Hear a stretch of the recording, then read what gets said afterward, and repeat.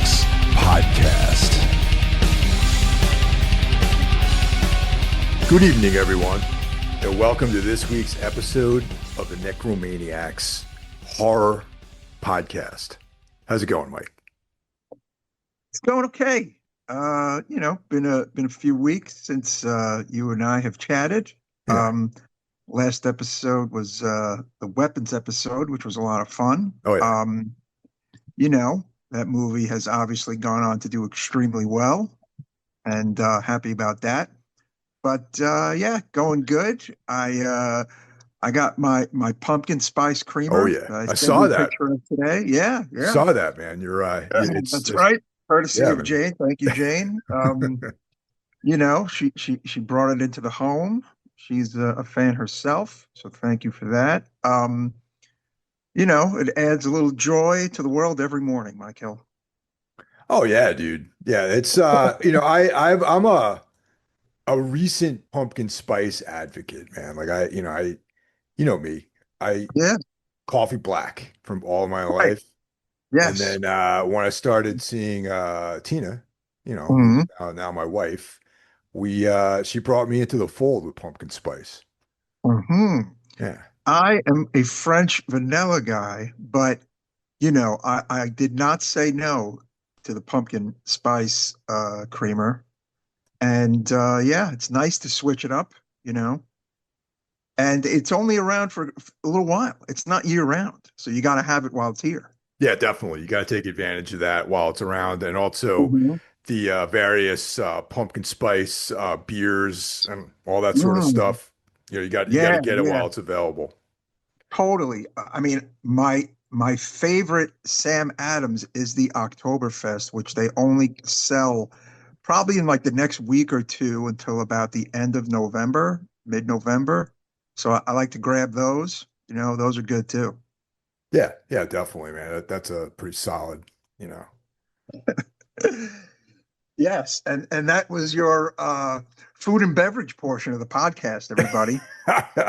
Just, in case you guys were panicking, this is still the Necromaniacs Horror Podcast, right, Mike? Yeah, well, it's it kind of goes hand in hand. It's, we're entering the spooky season and Hmm. pumpkin spice is very much, part of that sort of thing, like that kind of fall vibes, Hmm. that sort of stuff. You know what I mean?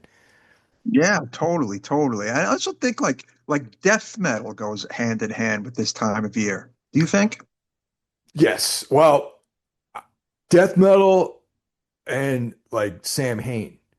Yeah, yeah, definitely Sam Hain. Definitely like goth and death metal. I feel Yeah, like is great definitely. for fall for some reason. Like fall reminds me of like Phantasm, and Phantasm reminds me of Entombed and Hmm. like Mortician. So I Sure. don't know. Every fall I get into a death metalish head, you know, for the past Yeah. number of years. Yeah, well, just fall being like a spooky, kind of season and, a lot of, Hmm. sort of goth and death rock music likes to have Hmm. that sort of like, puts on that cape of fall, Yeah, the and Cape then, of Fall, exactly. specifically, Sam Hain to me is always, it's, Sam Hain's Halloween. You know what I mean? It's like Yeah, yeah, for anything sure, for related to sure. Danzig or the Misfits, any of that sort of Mhm. stuff is, very figures heavily into this season, Yes, it's definitely Danzig, Misfits, Sam Hain season as well. Typo negative. Um, Type or negative? No, all of it. I'm here for all of it, as the kids say. Um, but also on the musical front, I've been on the Swedish kick. I've been listening to a lot of particularly necrophobic, Okay. Yeah. uh, Sacramentum. Not too familiar with Uh, them. yeah, another Swedish band. Their best record is probably the first one, "Far Away from the Sun." The singer actually, sadly, took his own life a few weeks ago. Nisei. Oh, I don't know wow. if you caught that one, but and like Lord Belial Oh, and yeah. like Dude, the new Lord Belial. Well, this year's Lord Belial record is sick. I have not heard it. See me, it's all about the first two records, Kiss the Goat and Enter the Moonlight Gate. Enter the Moonlight Gate is just like whoa, like I love that record. It has like a lot of like the flutes on it and shit. Yeah. Like I don't know, just again, very kind of like nostalgic mid late 90s record for me. Doing like college radio. I liked it like the moment I heard it. But yeah, a lot of that necrophobic Sacramentum, Lord Belial, some Dawn, taking a trip to Sweden, you know. Do me a favor and listen to the new Lord Belial Okay. Hmm. because it's going to be high up on my list, man. And Oh, awesome. yeah, Awesome. some newer bands I've been getting into that's kind of grabbing me is Prescription. I don't know if you've heard of them. They're a I Finnish keep band. seeing that name pop up, Mike. So now I Yeah, have to check them out. Hmm. highly recommended. Definitely check them out. And you know that Final Dose, like we talked about them already, and Yep, that's yep. I checked them out. Yeah, it was pretty cool. I checked it out. yeah, that, and of course, I always go back to Celtic Frost, man, this time of year too. Hmm, nice. You know, Um, the new Disaster, Mike Hill from Germany oh shit, is fucking awesome. okay, Jackie had the guitarist on Into the Necrosphere the week before last, and it was a really cool interview. They're actually going to be in town in oh October. They're playing New York for like I don't know if it's the first time ever, but it wow, might be the first time ever. But damn, they're playing October like 10th at Mercury Lounge. I definitely am gonna do my best to be at that. oh yeah, Black Thrash, fucking. I mean, they've been around for a long time.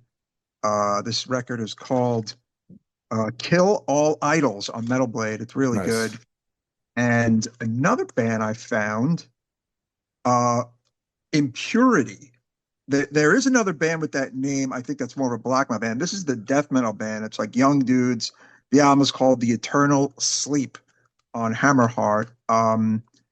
Old style, Dismember, Entombed, Grave, like, but just I don't know, adding a little fresh spin on the old school death metal. I like it a lot. Impurity. Yeah. I just over the weekend I busted out Bathory, Blood, Fire, Death. Nice. Oh Yeah, man, that's a that's great record. well, it's like a thrashier, the thrashier era of that band, but Yeah, yeah. that always makes me think, to get into the fall vibes. Oh, totally. I should just do like a day of listening to like the first four or five batteries while I'm home. It's making I actually thought about that not too long ago. Just, I like to just kind of spend time on one band for a little bit, Yeah. Yeah, totally. and Bathory is definitely a band to do that with. You checked out anything interesting movie wise Um, or anything? well, I'm keeping on top of Aliens, Yeah. Alien Earth. I'm one episode behind, but the episode that I thought was really good that kind of explained kind of the backstory about that first episode with the crew, I thought that was really awesome. Yeah. That you see the whole sort of prequel of the first episode. Mm. Yeah, I like that one. Yeah. And I just I don't know, I just appreciate the OG alien vibes of that kind of moment, right? It's an interesting show because it definitely has the same spirit as Alien, the original, but Right. it's on its own trip, man, which makes me really interested. It's almost like Alien crossed with like the Blade Runner sort of like Mm. replicants from Blade Runner. You know what I mean? Yes, I would completely agree with that. It gets, I'm going to use the word heady at times. Oh Would you yeah. agree? Oh Like yeah, it's not. definitely, man. And they talk about like Mm, how like oligarchs are like running everything. There's like one section where they're like, "Oh, we used to back in the ancient times they elected mm. leaders, but now we just have like the big corporations run everything." Yes, yes, yeah. Like you're right. It has the alien vibes, but it's not as kind of um, linear and easy, I think, as Alien is. It's gets a little cray cray at times. It gets a little, you know what I'm saying? Like you got to Oh really yeah. kind of watch and pay attention, or maybe even watch an episode twice. I feel like, no? This is going to be one of those things that I think I binge watch again and again as the Mm. seasons go on. I could see myself being like say for example, if season two comes out, I'll probably rewatch season one all the way through the start season two. Yeah, it's a smart show. It's not just like, you know what I'm saying? It's, I don't know. It's not super easily digestible. Yeah. Um, but I appreciate it and I love the effort that has gone into it. And overall, I mean, I like it a lot, you know? So yeah. There's a quick small role with Michael Smiley, the British actor who some of you guys out there might remember him from Kill List. He has a small Oh, part. He plays the engineer that's works in the engine room. dude, I thought he looked familiar. He's in Yeah. Kill List. Oh, Yeah. wow. Dude, Yep. I like that movie. That movie was awesome. Oh yeah. Um, but aside from Alien Earth, been watching Sons of Anarchy, like Jane Hell yeah. restarted the whole thing, Yeah. but Yeah. I'm not watching it in like that order. I'm kind of just jumping in a little bit here and there, and it's just kind of funny. Like some of it, I mean, it's great. I love it, but some of it on a second rewatch is absurd. Like, you know what I'm saying? Well, Like the it's just argument can be made that the entire show is absurd, but like I mean I yeah, enjoy it, dude. We yeah. rewatched it earlier this Mhm. year and it was very enjoyable. No, it's definitely one of the greats of TV. Like I really think it is. Like you put together, say, the top 20 shows ever. It's in my top 20. It's there. You know what I'm saying? Yeah. Um, and it was definitely a part of that era of TV, that like that other must-see TV era, like of cable, you know? Yeah, well, like Breaking Like, Bad and right, early exactly, early Walking exactly. Dead. Hmm. Yeah. Yes. It's there with all the others. But it's just, I don't know, some of it, it's almost like you forgot how outlandish it was. And I definitely think I forgot how outlandish it was, and I'm giggling at some of it, you know? Yeah, yeah, definitely. And we got a lot of good cameos in there. Stephen King pops Mm, up. yes. Oh my God. I forgot about yes. And that's one of the episodes I saw. Yeah, Yeah. totally, totally. We got Henry Um, Rollins. Yep. Watched that whole arc practically. He plays a very convincing white power guy, gotta Yep. say. He really Yeah. did. Yeah. He definitely put in the work. That I thought was really cool.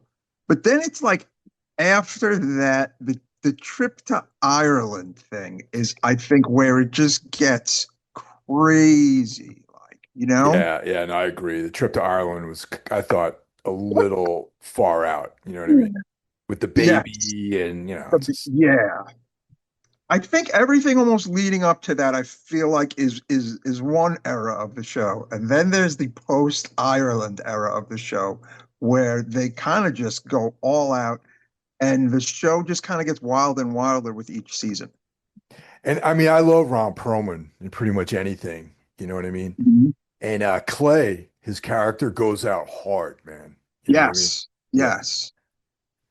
The betrayals and like there's just, I mean, there's cool shit. Like it's very, it's like it's a male soap opera to a degree. Like, you know what I'm saying? It's like it gets very over the top. But and I forget just how big it was. I mean, it was just such a big deal, and while it was happening, and everyone you knew was watching it, and we were all watching it. So it's kind of fun to do a rewatch. I'd never really done much of a rewatch before, so. And like earlier on, it's like a biker Macbeth. You know what I mean? Like the Yes. storyline, very Yes. Shakespearean with a lot of the stuff that was going on in that. No, totally, totally. And and I feel like there's not a ton of TV now that I think, I mean, there's good TV now, like we just talked about Alien Earth. That's great, you know. There's shit happening, but I feel like there was that magic moment, years ago that I feel like has not come back. Well, it was part of the era, I think, of just where our society was, because people were still watching things actually on television, and Yes. there was like an episodic serialization of these shows where they came out like the same day every week, and like, you would talk about it at your job or with your, when it Yep. came out, it was like a thing, like Sopranos and Breaking Bad and all that sort of stuff was like a weekly thing where you would Game of talk, Thrones. yeah, Yeah. Game of Hmm. Thrones, you talk about it. And now it's like, yeah, I mean, Alien Earth comes out weekly, but it's just different. Like people are consuming these shows differently. Yes, and yeah, and that has reshaped. everything. So yeah, good point. Good point. Yeah. But yeah, been watching that. Um, gonna probably do a lot more horror-esque watching from here on out, with the season. Yeah. Yeah, Um, definitely. which is always fun to do, right? Well, yeah, that's we've kind of started that. Like I started in on some short stories that I like to read around this time of year. We're Mm. gearing up for the October nightly horror movie watching. Mm. But just to warm up, we've been doing some horror films. I mentioned it to Jeff last week that we were planning to go see The Conjuring, the new Conjuring movie. So Yeah. Tina and I checked that out this past weekend, and I you know I never really dug too deeply into The Conjuring, but the week leading up to the release of the Last Rites movie, I watched Mhm. all the Conjuring movies, all the Annabelle movies, and all of the Nun movies. The Yeah. nuns are, I've never seen any Annabelles. I've seen all the other Conjurings. I don't hate the Conjurings. I'm not Nah. like over the moon, but they're Yeah. pretty good for mainstream horror. You Yep. could do a lot worse. I agree. I So totally yeah, agree. And the yeah, new movie it's was not that bad. cool. New movie I Hmm. thought was really good. So if you want to go check that out, that'd be cool. I gotta say that the Nun movies, it's like how am I gonna put this? Like if like an Italian director had done the script, Mm. the Nun movies would have been sick. I saw the first one in the theater Yeah. actually, and I remember just walking out going, it was okay, Yeah, wasn't great. because it's like Hmm. the Medican, handled It the was too, yeah, directing. It was too American. It was too it's like very American, and I don't know. I don't think I saw the second one. I mean, should I see the second one? I mean, I saw it just to, I was forced to watch the entire series like Mm. leading up to Friday. So, but Right. it wasn't bad, man. I like I said, I was watching the two films back to back, and I was just like, you know what, man, the story's pretty interesting. However, like, if like Sergio Martino or something like that had directed it, like, or Lucio Right. Fulci Right. directed it, this would have been great, but it just was it was like too American, you know what I'm saying? So, yeah. Um, what Jane and I did watch, she had never seen any of the what are those called? The darkness movies about the 80, about the different years of the 80s Oh, on yeah, yeah. Shudder. In Search of Darkness or whatever, In like the Search of documentaries. Darkness. Yeah, Yeah. we put on In Search of Darkness 3. Hmm. Um, and she enjoyed the hell out of that. Yeah. And I had realized that I had not seen part three. I saw one and two, but I hadn't seen three, so it was really kind of fun to watch that. And a shit ton of these movies are movies we have covered, Mike. So Yeah. that was Oh, actually yeah. kind of Oh, interesting. yeah. Yes. Of course, definitely. I mean, Um, I saw all three of them. They're cool. And I remember the first one came out during the pandemic, so it was like pretty cool to have that come out and watch it and yeah. everything. And I understand there is a 90s one now. But I don't know if I think it came out on like Blu-ray or something, but I want to check out those 90s ones. I want to see what they cover. Yeah, dude, slim pickings in the 90s, but we'll Yeah, see. yeah. I wonder what they choose to celebrate. But I Yeah. mean, and maybe there's some under the radar shit in there. I mean, what I liked about the 80s ones is that there was definitely some under the radar ones and like very cool, surprising picks and movies I still haven't seen yet, like Eyes of Fire and The Yeah. Children. And I need to see some of these movies. I've seen Eyes of Fire. I think that's in the that folk horror box set that Saban put Yes, out. Yeah. yes. It's part It looks of really good. Yeah. Yeah, yeah, that's part of that box set. I have the two volumes of that so far. So far, there's two volumes that came out. Cool, cool. Yeah, and there's the children movie that looked really wild. I want to see that one. There's like one other kind of like killer kids movie that I'd never heard of, and I was like, this is great. Yeah.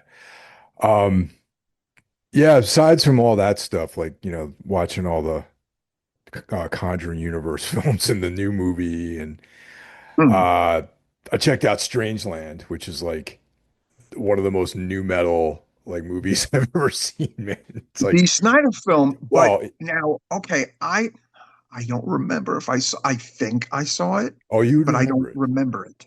Yeah. D. Snyder wrote the movie. Hmm, yeah, Yeah. And I'm a D. Snyder mark.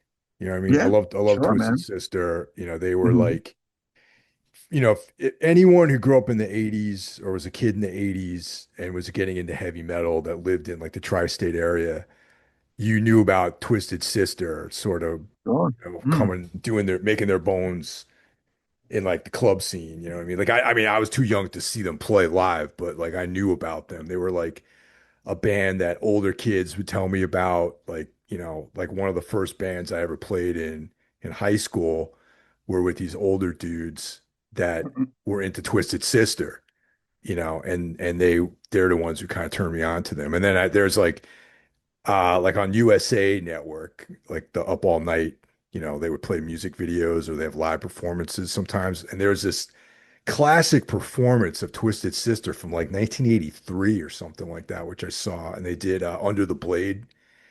And I was like, fuck, this is like because like you can tell they were into Kiss, you know what I mean? But there was something super raw and like I just started to listen to punk a little bit, but there was like Mm. something very, very just like punk about them too. You know what I mean?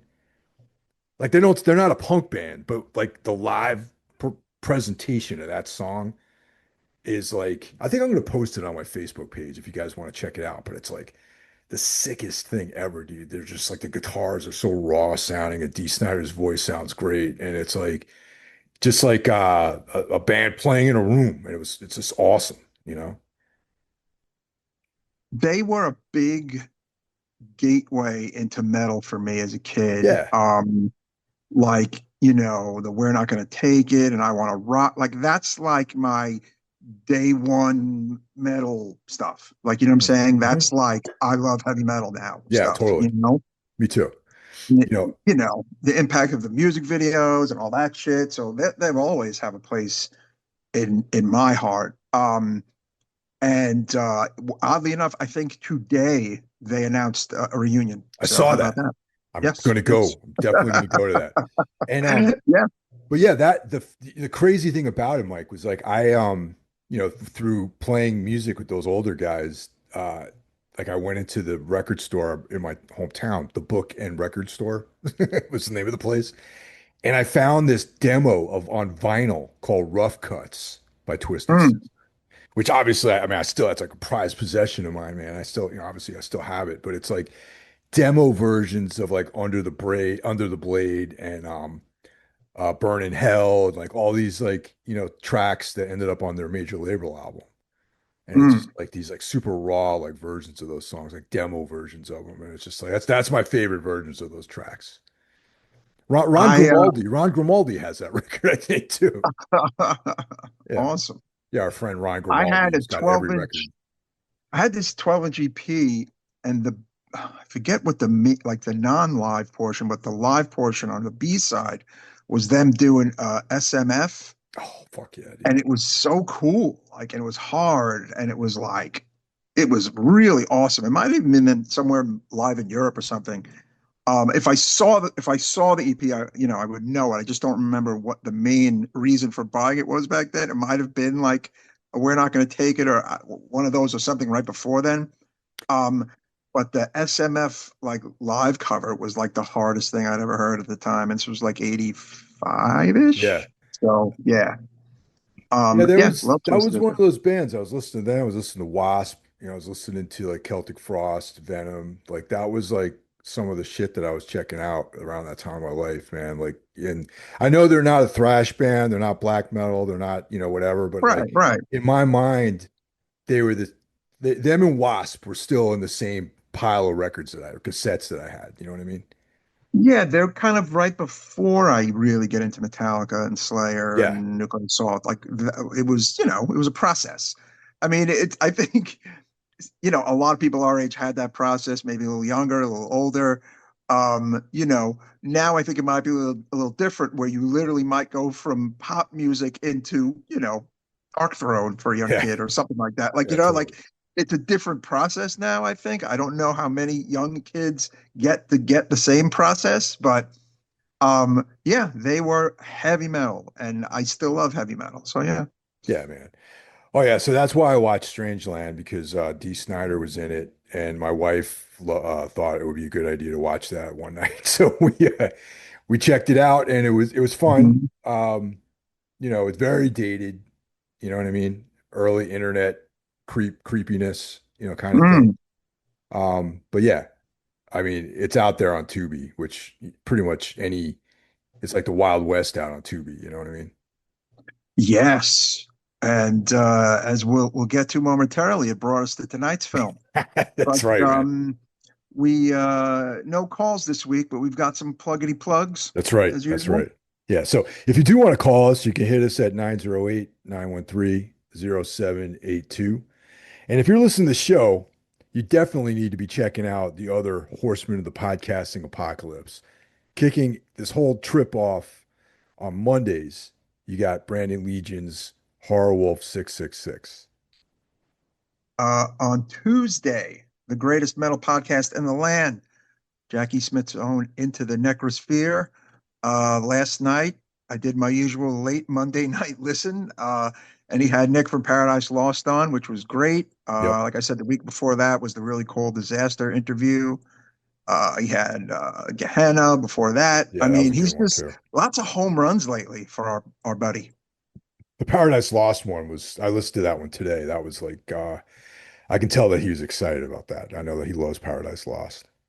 Oh yeah, I love them too. I'm glad I got to catch them in May while they were here. But I did something very stupid.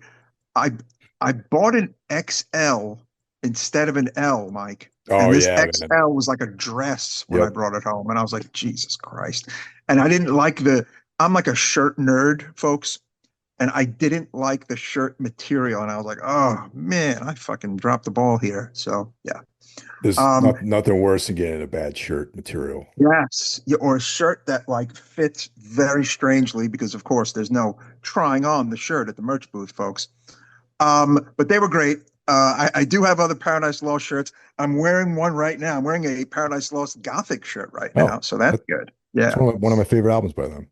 Oh yeah, that's my number one. So yes, Tuesday into the Necrosphere. What about Wednesday, Michael? Wednesday is day one of double shots. We got Everything Went Black, which is my podcast that I've been doing for many years at this point. We also have Iblis Manifestations brought to you by Cheyenne of the band Trivax. That's right. And then on Thursday, while you're hopefully listening right now, or whenever you feel like. It's the Necromaniacs Horror Podcast, the greatest horror podcast in the land, some 11 years running, Mike. How about that? Wow. Seems like yesterday, man. It seems like yesterday. Yes, yes. Thursday is also the day that Carl Hikara brings us day one of Soul Knox. And then Friday, we've got John Draper, Mm-hmm. Peach O'Brien, and Shaheen Mm-hmm. giving Mm-hmm. us Spitball Media, an That's irreverent right. pop culture podcast. Yeah. Make sure you are subscribed to Spitball Media. Check them out. Tell them Mike and Mike sent you. Saturday, you have a day off. Fall is here. Get those pumpkin spice lattes. But what about Sunday, Mike? Well, Sunday, Carl Hikara brings us day two of Soul Knox podcast. And Carl and I are doing our Darkness Weaves collaboration, which is an exploration of the work of Carl Edward Wagner. And week to week, you guys hear me talking about this author, and hopefully by now you've decided to take the plunge and try to read some of this dude's material because it's great. It's sword and sorcery, weird fiction, horror. The easiest stuff to find, Valancourt Books put out, they republished In a Lonely Place, a collection of his short stories. And I would say that the stories in that collection are probably excellent places to start with his work if you're into the horror stuff that he does. The Kane stories, which is that's his sword and sorcery character, that's only available on Kindle right now, unless you can dig up like a paperback or something that's out of print. I've got the paperbacks, I've got this like book collection. I'm a nerd with Wagner. I love all of his material. So we're doing that. Tune in on Everything Went Black and Soul Knox every other month. We switch off, and you can get in on the Carl Edward Wagner action. Awesome. And there Yeah, you have it, folks. Yeah. yeah. the horsemen of the podcasting apocalypse. Make sure you are subscribed and checking out each and every one. So that brings us to this week's feature, which came to us through the one of the callers, Mm. Tavis from Pittsburgh, as well as some of you others, have this has been coming up. So I know Tavis has been politicking for us to watch this film, and I decided we decided that collectively that this might be something to talk about on the show since the original Henry Portrait of a Serial Killer is such an important movie within the horror genre, I would say. Yes, yes. Yeah. So Um, go ahead, Mike. Sorry. I was going to give a little inside baseball. So the other week we did an episode, right, Yeah. about Clown in a Cornfield, which Yeah. I will say was a movie that I wanted to do. And Mike Hill initially was like, I don't want to do it. This week, we have a movie that Mike Hill wanted to do. And I was like, ugh. But I will say, having watched this movie, I am glad we're doing it for the podcast, Mike. So there. Oh, good, man. Because it's you find something. I mean, there are things about Clown in a Cornfield I was into, definitely. I think Yeah. I was surprised at how much I actually enjoyed it. So, Hmm.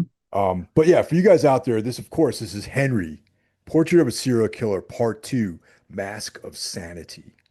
That's right. Yeah.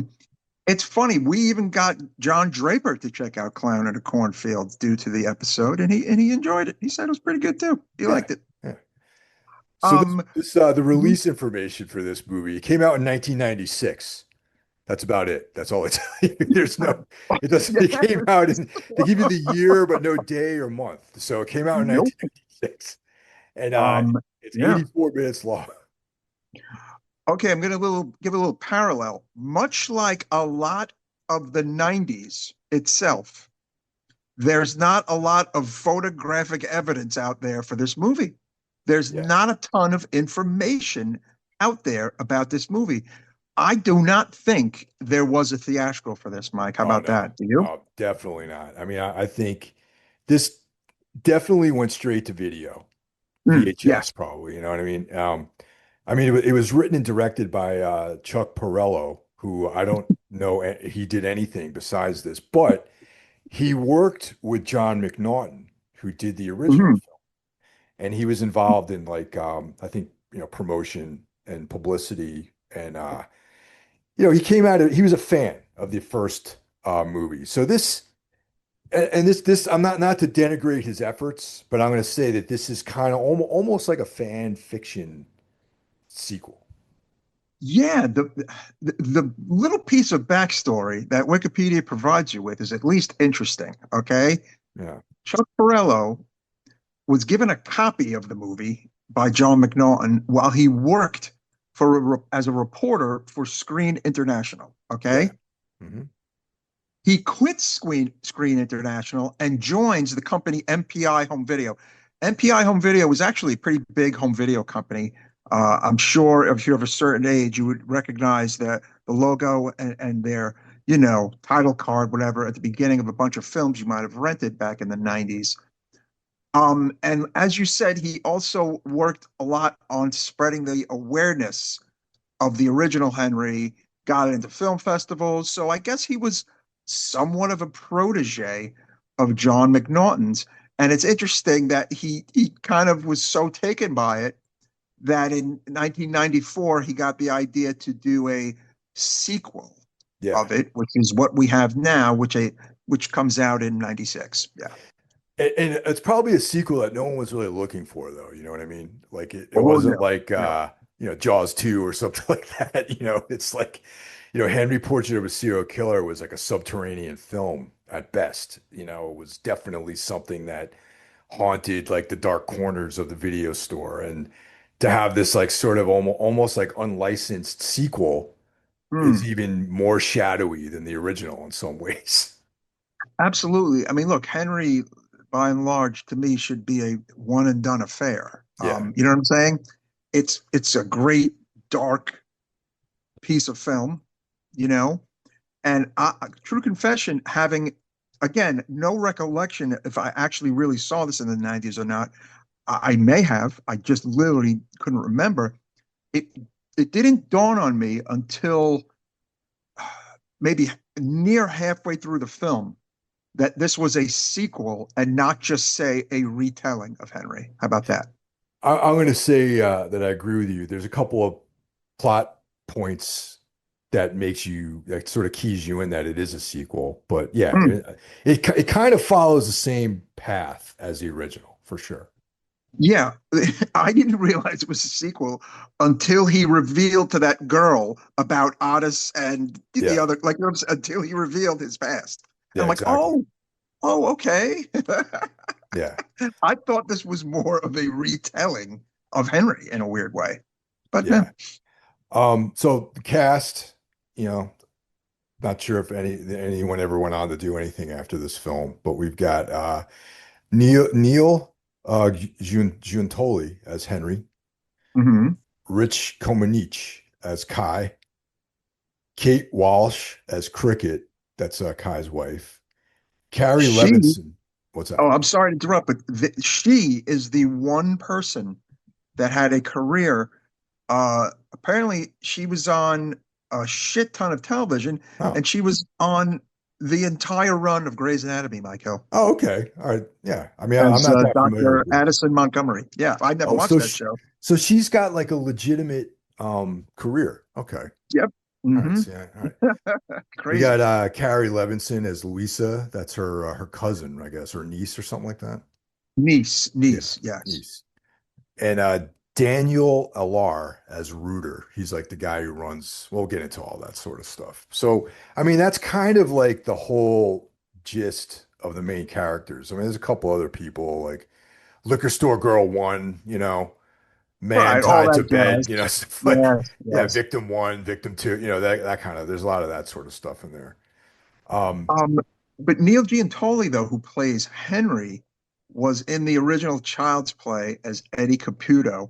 oh shit. Okay. Um, and he was in an episode of Seinfeld in '96, the same year this came out, Really? and did some other television. Yeah, and he had small roles in Shawshank Redemption and Waterworld. He was a working actor throughout the entire '90s, and then after the '90s, that's pretty much about it. But yeah, by and large, it's a very kind of bizarre cast, with the exception of Kate Walsh, who has a vast IMDb. Yeah. Okay. Yeah. So I wasn't familiar with one of these people, but yeah. Hmm. Um, so apparently this takes place 10 years after the events in the first film, Hmm. which is kind of hard to believe since Henry doesn't look like he really aged that much, though. Correct. He actually looks a bit younger. Actually, so yeah, he's a younger looking guy than the original Henry. So that is kind of weird. Yeah. Yeah, but it's been a hard 10 years. He's Mhm. basically, when we find him, he's basically on the street, and he's like, staying in men's shelters and some negative, really perverted stuff happens when he tries to spend the night at a men's shelter. And Yes. yeah, Oof. dark stuff. It is dark, and it just kind of immediately starts dark. Yeah. Spoiler alert, we're going to be spoiling this 30-year-old movie. Um, it starts with like a killing, and then there's an attempted male on male rape, and it's pretty hardcore, no? Bit of advice if you ever find yourself self sleeping overnight at a men's shelter, don't sleep on your stomach. No, do not. Do not. Brutal, brutal. Yeah. So yeah, just immediately it sets the tone for the film. It's bleakness, darkness. Henry is like on the down and out sort of guy, living on the streets, no money, staying at men's shelters, eating in soup kitchens, like that sort of Mhm. thing. Yeah, yeah. And then he shows up and gets a job at a place that they clean and deliver porta johns. Mhm. So now, Yes. you guys out there in Europe, you might not know what I'm talking about. but they're like basically those chemical toilets that you see at construction sites. So, Yeah, I would say they have them at the European festivals, right? I mean, someone they got to go to the bathroom somewhere. I mean, right, but so I don't you know if know. they refer to them as porta johns though over there. Ah, yes, true. Yeah. Not sure what the hell they call them. Yeah. Yeah, so just to give you guys insights in case you haven't seen this one, that they're these chemical toilets, they're delivering them and cleaning them out. It's a really glamorous job. Hmm. So Henry shows up and he gets a job there. This is where we meet Reuter, who's the boss, and Kai, who is his coworker and probably I would say kind of like his immediate like supervisor in some ways, right? Yeah. Interesting name they chose. Kai. It's almost like a modern day name for a male child. This is my son Kai, right? It's kind of I weird. I was gonna say the same thing, really, because these aren't men who have names like that. You know what I mean? This is like No, Frank, no, no. Bill, Jack. It's not, Yeah. Henry. You know, Why? and Yeah, the wife's name is Cricket. Hmm. Reuter is probably like a nickname, I'm imagining, right? Because he works for a toilet company. Roto. Yes, his name was okay, and the wife being Cricket, that makes made a lot of sense to me. But Yeah. the Kai part, he didn't look like a Kai. Yeah, one little aside. So of course, this is in the sort of underbelly of society. You know, these guys are doing sketchy stuff on the side. So Hmm. we learn that Kai is an arsonist for hire. Hmm. Now that's a pretty interesting side gig. You know what I mean? So Oh yeah. uh, you know, and he made the distinction about being the distinction between someone who burns buildings down for money as like almost like he's like a professional as opposed to someone who's like, a pyro, you know what I mean? Who just loves Yeah. setting fires. Yes. And I would say there is a difference. He's doing it to get paid. He's not doing it because he loves to stand there looking at a fire. Exactly. Right. Yeah. So there is a difference, I would imagine. So Right. he I'm kind of, neither. So yeah. yeah, I mean, to me, they both seem, not like something I would get too involved in, you know what I mean? Right. Um, but he takes a liking to Henry for some reason. Henry, he takes sort of like has some sympathy for him. He's a down and out guy. He's like, he seems like a smart guy, and so he brings him into the arson business, which Hmm. is kind of like a big reach, really, if you think about it. If you have like this whole enterprise going on where you're burning down houses, or buildings, you're torching buildings for money for like insurance. Yeah, that's some serious felony shit. You know what I mean? To just some guy off the street, you basically like, you seem like an okay guy. Why don't you come and work with us? Yeah, I was going to say, man, the 90s were a very kind of open and trusting time. Come on in, Yeah. right? I mean, we don't know anything about you because the computer hasn't really been invented yet. There's no internet to do a full background check on this strange man I've invited to my home. But come on in. Yeah, that was kind of interesting. It's like a no questions asked kind of world back then, it seems. I think it was about vibes, Mike.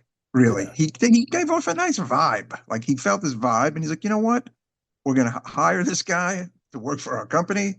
We're going to take him on. We're going to bring him into the house. It is pretty wild. Yeah. Yeah, he does. He ends up living with them. And just a little bit more backstory. We also meet Louisa, Mhm. Cricket's niece, who Yes. has some emotional trauma that she's dealing with. She's kind of dealing with some emotional issues, and she's also kind of creative, and she draws. She's a artistic sort of lady, like young lady.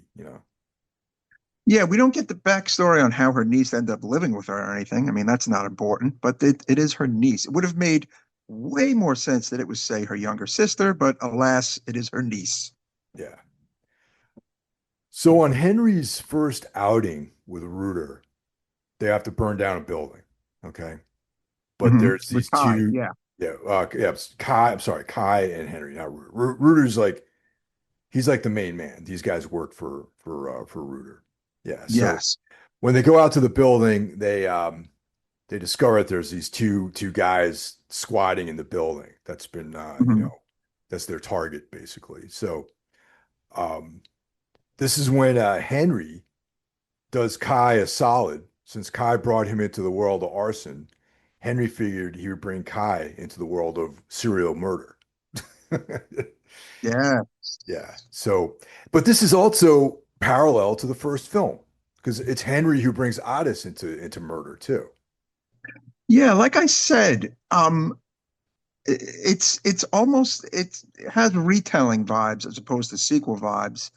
Again, mainly based on the fact that he looks younger than Henry, and it has a lot of just the same kind of beats as the original and just kind of vibe, right? Yeah. Mm, And because like in the first film, Ottis is he's definitely a psychopath, but it's unknown to whether or not he'd actually murdered anybody until he met Henry, right, right. and so in the first film they go out and they meet these hookers and they Mm, kill them. In this one, they're burning down a building and there's two squatters there, and they Henry sort of coerces or introduces or enables Kai to shoot mm, one of them. So, yeah. and then Kai just learns that he kind of likes killing people. Yeah, it's the first time they kill together. It is not the last time. They put the guys in the trunk and tie them up, and then they put them against like a fence, and they kind of kill them like execution style. Kind of like a lot to go through But yeah, that's how they kill them nonetheless. And Henry though is like, to him, that's part of the whole trip though. You know what I mean? Like probably the abduction, the tying up, the murder, and one of the things that I know we already talked about the first film, but one of the things that in the first film we talks about is how you have to you kill everyone differently so that they don't, there's no profile, like they can't profile you because you kill them differently. Right. So they kind of carry that on into the sequel too. Yeah. So far, I mean, the movie is pretty gritty. At this point, uh, the kills and like the gore hasn't been too crazy just yet, but that progresses as the movie goes along. Yeah. Mainly the vibe of this film is like uncomfortable, Mm, and depressing, and it just yeah. really Mhm. captures this like nihilistic sort of world that these guys live in.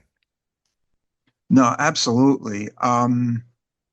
And it's funny, like I feel like I remember I was working in Blockbuster Video in part of '96, like half of it in the second half at Macy's, Michael. Oh, okay. And I think I remember when this might have come out, like maybe after I was working there, but I don't think I ever saw it. Like this might Did, have been my first time seeing this movie. I've never seen it until this past weekend. Did you work in the Macy's downtown in Brooklyn or the one out by the King's Plaza? Kings Plaza. I Oh, worked there from '96 to '97. Yeah, real it was a cool job. short tenure there. Short tenure. I had to quit because they were getting very upset with me because Inhuman was constantly playing shows then, and I would be taking a lot of weekends off and needing days off. And then one time the manager sat me down with like the boss and was like, "Listen, if you're not going to commit to these weekends, then I we can't have you work here anymore." And then I went, "Oh, okay, then I guess I can't work here anymore." So yeah, Yeah, because they that need you on those weekends, man. yes, they You needed tell. like the whole weekend, and I couldn't give like it was. Yeah, I mean, it was for a good reason that I quit because the band was actually doing quite a bit at that point, and the first record had just come out, so yeah. And then yeah, I was actually jobless for a little while, but living at home and whatnot. It was an interesting time of life, Mike. So around this time is when Louisa starts to get a romantic feelings for Henry, Yep. which that's I don't know how much thought went into that, but if you think about it, it kind of talks a little bit about maybe her trauma had to do with like, her father abusing her or something, you know what I mean? Mm, yeah, Because yeah. Henry's like quite a bit at this stage, Henry's probably in his, if you go by the timeline of the film, he's probably, I would say, like in his late 30s, and she would probably in like, I would estimate they're trying to make Louisa like 16 or something like that. Oh, but she looks way older. I mean, and I would Yeah, say if we went by any kind of timeline, he might be in his early 40s or early whatever, but who 40s. the hell Yeah, knows? Yeah, yeah. exactly. Right. But they're Hmm. playing Louisa as being very like a young high school age girl, though, I think. Hmm. Yeah, because She goes to art classes at a college, I think. I'm trying to, if I can remember correctly, she goes to these classes for art, which I would okay. assume is a college. All Right. right, so Mm. maybe she's like 18, I would say Yep. 18 or 19. All right. Mhm. But she gets picked on by some like neighborhood kids though, too. Yeah, that was a weird scene too. Those kids were almost like too young, of course. So Yeah. yeah, I mean, look, Chuck Parello is not Martin Scorsese, Michael. Okay, let's just put it out there. Just because Yeah. they're Italian doesn't mean that they're great directors. Okay. Um, so there's a couple of mishaps Yeah. there. Yeah. Well, it's there's an emotionally disturbed young lady and Mhm. there's an older man. So, you Yeah. know, you take it from there. Right. However, Henry doesn't victimize her. Like he's not about that type of stuff. You know what I mean? No, he's nice to her. Yeah. Yeah. And that's He consistent with the way he treated Ottis's sister in the first film too. until it wasn't, but Until yes, it wasn't the way he treated her. But yeah, until it but wasn't. Right. yeah. But yeah, yeah, he definitely doesn't dislike her. She's probably one of the only people in the movie he genuinely likes. I mean, look, Kai is a pretty horrible person. Cricket is a little sketcheroni. Rooter is another, horrible person. So, Louisa is a decent person. Yeah, and but as we know, I mean, that's the thing with going by the first film, you know, Mm. same character. The the game plan would be that yeah, he's nice until something happens, and then he probably would end up killing her. So, Mm. you know, Yeah, yeah. something clicks in his Definitely. brain. Yeah, I gotta say, I at this point of like as I'm watching the movie, I mean, I'm kind of like enjoying the movie for what it is. I mean, it's ultimately a 90s exploitation movie, Michael, right? Definitely, definitely like don't go in the house into the house or something like that. It has like that sort Yeah, of vibe yeah, to it, yeah. and just like a downtrodden, bleak feel to it too, and Mhm. you know, for vibes, this movie totally succeeds. Yeah, what's that 90s taxi driver movie we reviewed, remember Oh about a yeah, year or so God's ago? Lonely Man. It's the same Yeah, on par with that. Yeah. yeah, it's in that wheelhouse, listeners. If you remember that, YouTube it's maybe only. less Henry one, more like that to a degree, right? Yeah, yeah, definitely. Because like that, if you guys remember that film that we talked about, and if you actually went out and seen it, because it's only you can only really see it on YouTube unless you Mhm. have a DVD of it, because that's the only it's not streaming anywhere. Mhm. Um, it's like a barely it barely holds together, but it does hold together. You know what I Yep. mean? Mhm. And this Yeah, has yeah. that same feel to it, where there's a lot of like we're pointing out some of the inconsistencies, but it's like it's this very paper thin plot, but it's effective though. Yeah, it's okay. There's a reason to argue the movie shouldn't exist. But as you're watching it, if you're a horror person, you're like, this isn't that bad at all. Like, like honestly, that's kind of how I felt. And it really captures like that underbelly, like just like that down and out sector of society too, of guys who are like Mm. they have a job for the Porta-John place, and then they burn down buildings as like a side gig.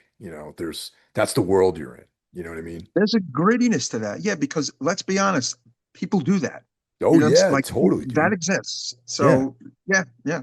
Hmm. Well, Jeff and I were talking about it last week where because that's when this came up with Tavis was talking about it, and Jeff and I were saying like, yeah, it's like that world is like something that's happening in this film is probably going on right now, like 10 blocks away from me. You know what I mean? Yeah. It's like that's the feel this film has, realism. Oh yeah. I mean, I don't know. how much it's going on, say, in the modern world, but in the probably in the 80s and Yeah, 90s, this was probably happened quite a bit in bad neighborhoods, downtrodden neighborhoods. Back in the day, if a neighborhood was burnt out, a lot of the times it was burnt out for a reason, you know? exactly. Yep. Yeah, yeah. So, yeah, interesting. Yeah. So this it's like plausible that these characters exist. And of course, it's plausible that a drifting serial killer would find himself in the company of these people, since they have like very don't ask, don't tell, cash and carry type of people, and they're Mhm. of low moral, character themselves. Right. And what brings it to the implausible are some of the kills, like they're just going into a random mechanic. That mechanic killing was just like so kind of dumb. Like, I don't know, like it just made Yeah. no sense at all. Like, no one would do that. Like, no serial killer would do that. No, no, it's too None, much none. exposure. Yeah, yeah, Oh because my, yeah, yeah, yeah. And there's a few kind of random moments like that that are like, okay, this was done just to show him killing somebody and just to have some gore. I think the Henry one killings were obviously a little more thought out, right? And drove the plot along a little more, or I don't know. They were definitely there was more to it. This time, again, a little more about exploitation and shock for the just to shock.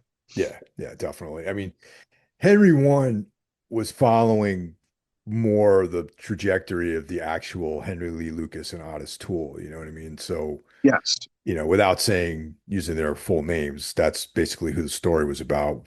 But McNaughton used like license in telling the story and kind of weaving in these things. But yeah, the murders were like more um akin to like what an actual serial killer would do. And this one, like you were saying, Mike, they're just more for sensationalism and that Mhm. grindhouse like vibe.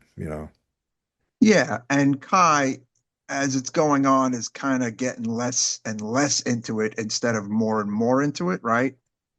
He's, kind of regretting, I think, the whole affair at this point, and they're having having some kind of party of sorts where Reuter drugs Henry, and which was kind of interesting. And he's like out of it for like a while until he kind of resurfaces, only to, of course, kill Reuter, right? I Yeah. mean, we kind of knew he was going to kill Reuter at some point. He seemed like he hated his guts, right? Hmm. Um, and ends up not only killing Reuter, but kills another guy who kind of happens in on that too. Yeah. Things are starting to get sloppy, right? Yeah, this is when Kai helps Henry get rid of the bodies. And that's Yep. when his wife, Cricket, finally, she sees what's going on, you know what I mean? Yeah, And she gets yeah, keyed into the arson and, you know, and then Henry ends up taking care of them. Well, actually, before that, this is where Louisa is like makes her last plea for Henry's love, love, yep. essentially. Mhm. And Yeah, he's like, rightly so, rejects her. And then she kills herself right in front of him, with a yeah, gun. yeah. They don't show the actual suicide, but she obviously kills herself. Yeah. Um, and things kind of move quickly at this point because Henry decides to, take a gun and kill Cricket and then shoot Kai. Kai is not dead, but he kind of ties up Cricket and Kai and brings their bodies down into the basement and he pours gasoline all over the place. Kai is alive at this point, begging for his life. Um, and in the grand finale, he basically burns Kai to death. Cricket is already dead. In the basement of the house, the whole house goes up in flames, and the movie just ends that Henry just kind of drives away, and the movie is over. Um, Quite did an you ending. notice something else in this movie? Um, Not a single policeman in this entire movie. No, there's no police activity at all. No investigations into any of these things. Yes, like nothing. At least the first. I mean, I don't know. I feel like there was always that threat of police, maybe in the original Henry. Wasn't there some kind of You semblance know, of that in I the got to original think Henry? Or about that. no? I don't know if there Hmm. were any cops in the first one, to be honest. I mean, that's kind of like, I don't know if it was an oversight or a statement. You know what I mean? Because it's like, It might be a statement. yeah, Hmm. because there's no investigation into any of these murders. There's no questioning. There's nothing. And I have to really think about that for the first one. I don't know if anyone investigated because, like, if you think of the people they murdered, it's like they murdered two prostitutes that, well, there was actually citizens they killed in their houses, but you don't see any police follow up on that stuff. I don't think in the first one. No, there's none of that. And maybe I think, okay, say there's no police at all in the original Henry, which is slipping our minds. To have none in this one, I guess would also make sense to maybe just kind of speak to the whole like serial killers and how they kind of kill certain people and how they get away with it. But in this movie, there's some very public killings going on. I don't know, but Well, the um, mechanic would have gotten investigated because yeah, that dude, yeah, like exactly. that guy Yeah. was like, he's a mechanic. He's got a business. He's probably like, not. He's different than the guy who owns the Porta John place. You know. Right. He was literally working and they just went in there and killed him. But Yeah.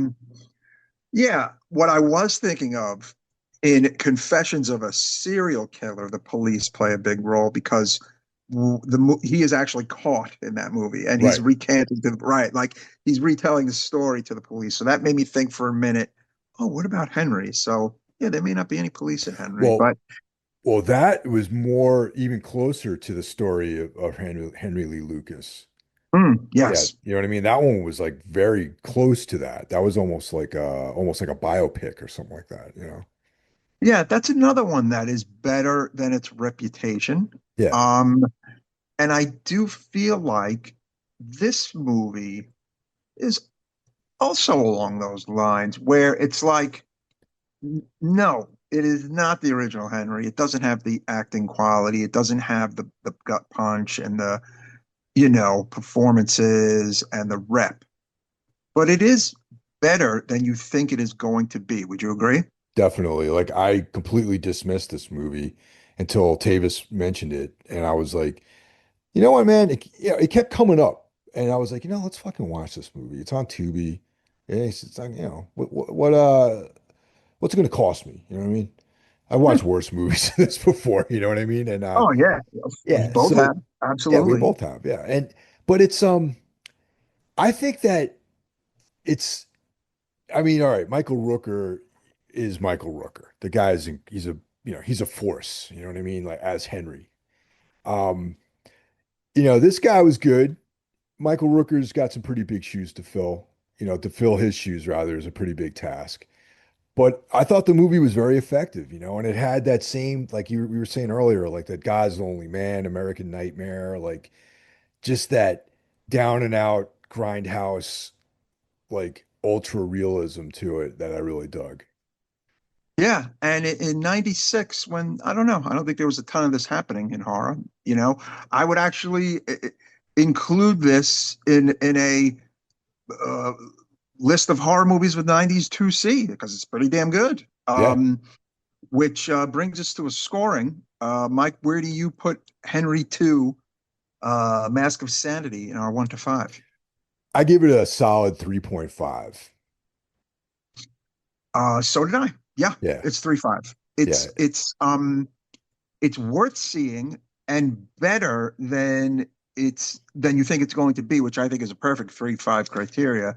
Um, you know, definitely every Henry fan should see it. Every, serial killer horror movie fan should see this movie. There's some silly moments like we might have brought up and some, you know, bizarre kind of plot lines here and there, but it is really, I think, worth your time at the end of the day. Yeah. And my initially the one of the reasons why I sort of kind of like blew this off was like how the hell can anybody but Michael Rooker play in this film? But Mm, but yeah. what Neil Giuntoli did, he did a good Uh-huh. job, I thought. After a while he brings his own energy to the character and I thought it was pretty good. He did do a good job. He has a very good blank face at times in this. this very kind of like wide-eyed, just like, you know, Michael Myers mask brought to life vibe to him. You know what I'm saying? Like it's Yeah. just like you don't know what he's capable of, kind of like, you know. Um, yeah. The interesting thing is how little there is out there about this movie. And there's not even like, like sometimes on YouTube there's like 10 reviews. There was only like two reviews. Like there was only like two people kind of talking about this movie. You know what I'm saying? Like for some of the most obscure shit we've covered, I feel like I've seen at least more written about it. There's not even a lot written about this movie. So that makes it kind of cool too. Yeah, definitely, man. I'm glad we watched this one. I'm glad we did an episode on it. And Tavis, thanks for bringing this to our attention. And Yes. Yeah, yeah, yeah. definitely check this out, man. I mean, it's on Tubi, so you have to watch it with commercials, but it's definitely worth checking out. It's funny how you mentioned Tubi's the Wild West. It really kind of is.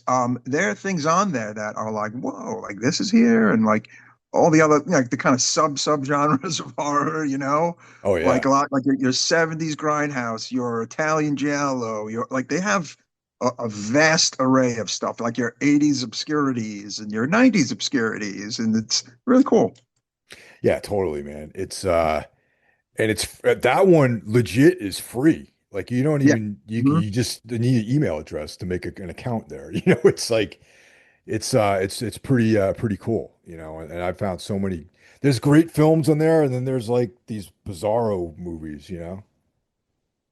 Yeah, and that's what it's all about. Oh And yeah. yeah, as we get closer and closer to October, I think we're going to do some more Halloweeny-esque stuff that we have not done.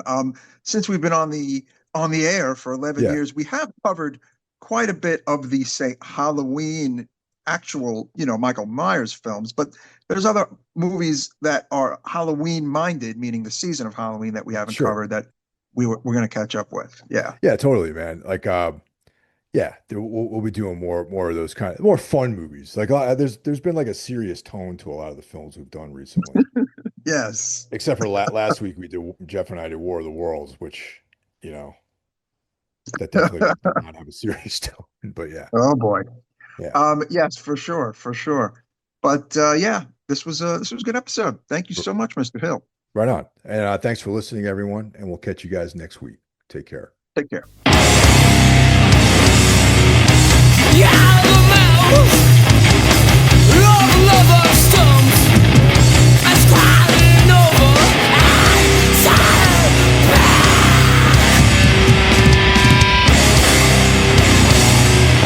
Like crystal stare through angels' hair, and two red candles in your crown.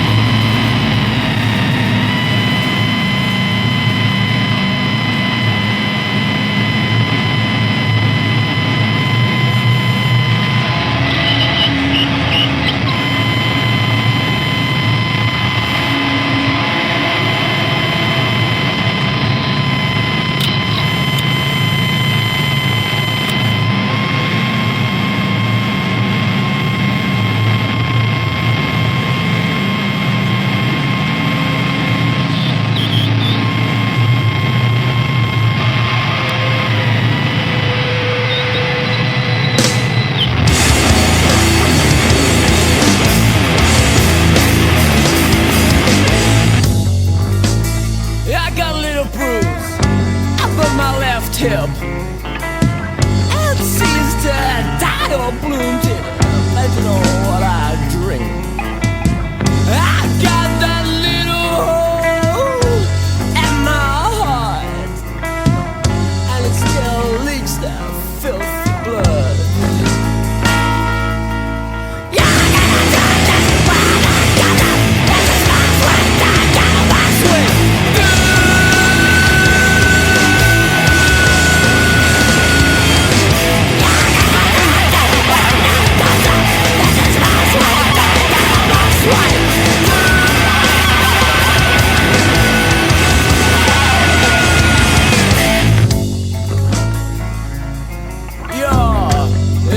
Television, you're driving the ambulance.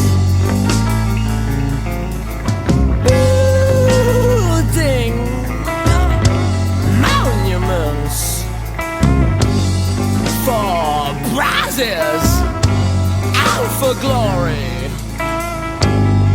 While I sat with the angel and I started to cry. I may never see that face again. I'll never touch you again. I'll never kill again. I'll never kill again.